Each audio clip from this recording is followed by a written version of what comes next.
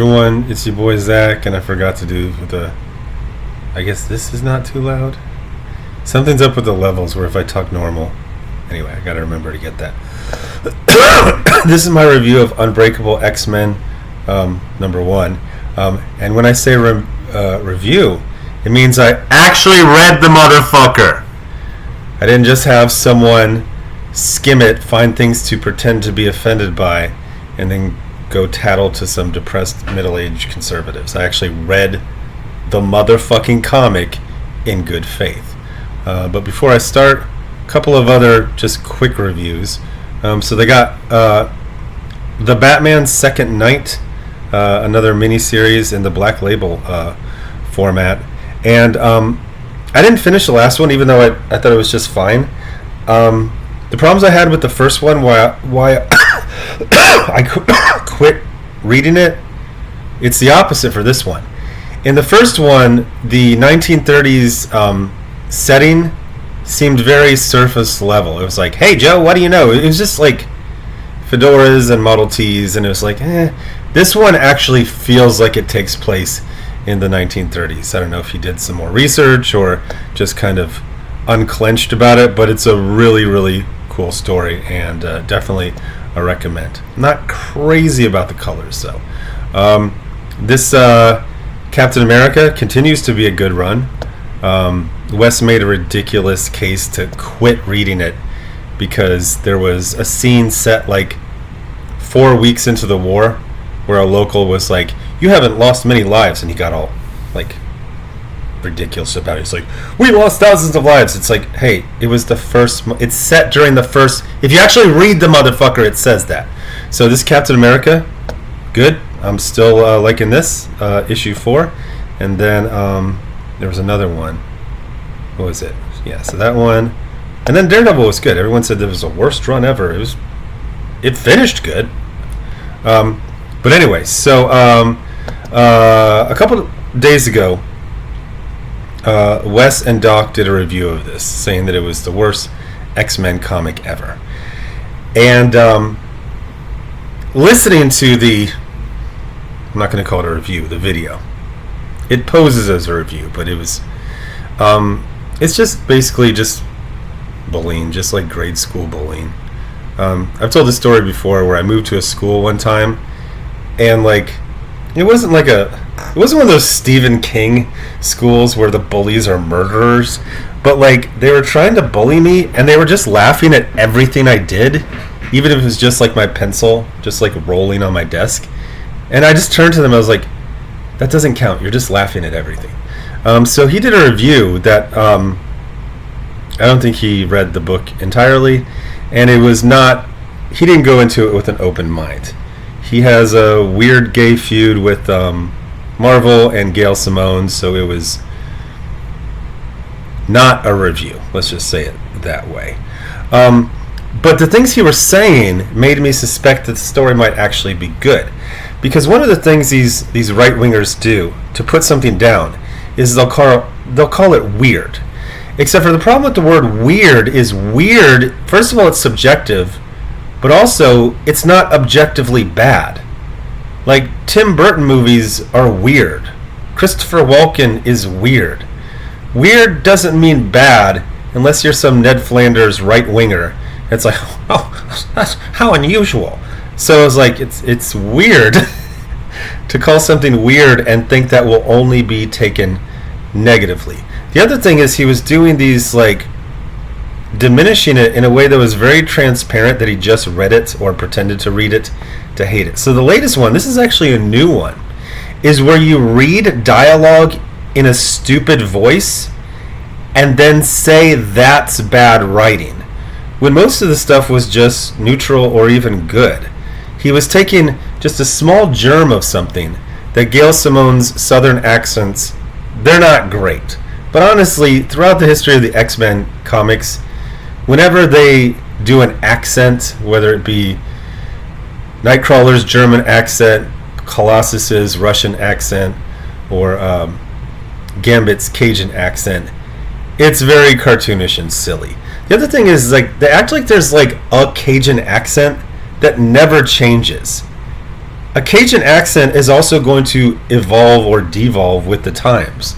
So it's just kind of like this what is that word? Bowdlerized, like stereotypical cartoonish version of wherever they're from. And yes, Gail Simone isn't great at it, but please look at the screen. Tell me that isn't one of the most badass depictions of Galactus you've ever seen. So most of the video is spent on this new tactic of Wes, is where you read dialogue but then you give it a stupid voice and you go like, I've seen Galactus before a few times. It's a miserable experience being paralyzed with fear. Ransom, you're the leader. Is it fight or flight? And you're like, was that so stupid? That was the stupidest thing ever. Wasn't it stupid? Like, you could do that just like talking to a mailman. It's like, oh, so you're a mailman? Oh, so you're made of mail? Oh, you're a person. Oh, so what? Your job is like mailing things? Okay, oh, so you deliver things. Oh, so what? Do you have like a truck that you put mail in? Like, you can say everything in the very negative, condescending tone. That doesn't mean it's bad. It just means you're a stupid asshole. So, again, some of the stuff with the accents, not the greatest, but he was bound and determined just to hate it. And it's funny, please look at the screen. You're getting all the things you asked for. You said, have the women look like women, have them be very shapely and curvy. Here's Rogue. You're like, no more gay shit. Let's have heterosexual relationships. That's the focus of this entire issue.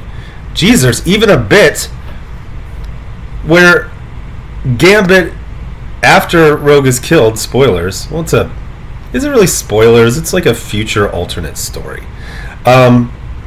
He talks about getting a call from Nightcrawler that's basically like, hey, have you tried praying? And then he's like, well, I figured it couldn't hurt. And you think they would call that based, but they don't actually read the books. They just skim it, or even worse, other people skim it and then send them out of context things. It's like, oh my gosh, the accents are so bad. Okay, fuck it, I'll just run with that, even though they're not. Like, listen to this is the terrible dialogue.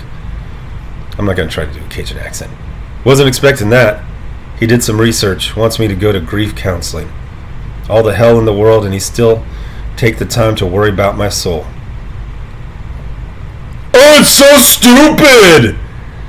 Those guys are just basically just it's Birthday Party Clown Comics YouTube. It's just the bar that Archie Bunker went to in between work and going home. It's just old men. Hey, everything's bad, and the callouts are like shit. It's like, oh, the entire book was written so that Gambit could talk to some cats. It's like,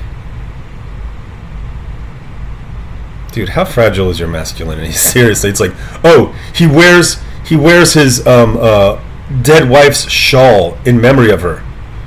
What a wokey! Oh, shut up! Just shut the fuck up. So the story is that Galactus was targeting one of the new mutants in Gambit and Rogue's care. To be a herald. This is a little bit older. It's 7 years in the future from the mainstream continuity. So Rogue says, I've been getting stronger as I age. The reverse of entropy, I guess. That was presented as like the stupidest, worst writing ever. And then she goes to absorb Galactus. One would assume if he's on Earth that it's a somewhat depleted Galactus, and what happens to her is that she grows and absorbs his power, but she basically becomes like ossified or petrified, like as in stone. This is again presented by a tourist as like, that's the craziest, stupidest thing ever. Now, I've never liked the it's comics, silly and stupid things happen. But it just made me think of one of the first comics I ever read when I started collecting full-time in 1988. Notice the decade I started collecting? Not when Obama was president. And frickin' Jeez, Reagan was still president, wasn't he? Oh my gosh.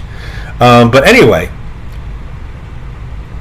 they would have captions and those little boxes to explain like an issue, to look up something, but it was really like just getting thrown into the deep end of the pool. So if I would have read these books in the bad faith that Wes does, I'd be like, oh, so he's just walking? Why does he have a handle on his head? It's so stupid. High evolutionary? Oh, does he do drugs all the time? And so he's looking at this plant, and then like these giant hands just suddenly pop out of the ground and then splat him like he's a Warner Brothers cartoon character. And then literally like the next second, apparently, all of Terminus emerges from underneath the ground. And the way he talks is like, you thought me slain, fools? Now learn to your peril how wrong you were. Wes would have read that in a stupid accent. Oh, is it bad? No, you just suck. Leave. Why are you here? Is it for the chump change AdSense revenue? Is it to be an e-celeb? Some of us actually like comics and don't go into every comic trying to find the worst, most negative, malicious take on it. Now, yes, it can be fun to roast a bad comic. My company was named after a ridiculous scene from America Chavez, the America comic, where a cat was run over by a van, like on its head, and then America says something like, "Gato, are you okay?" It's like a van ran over its head.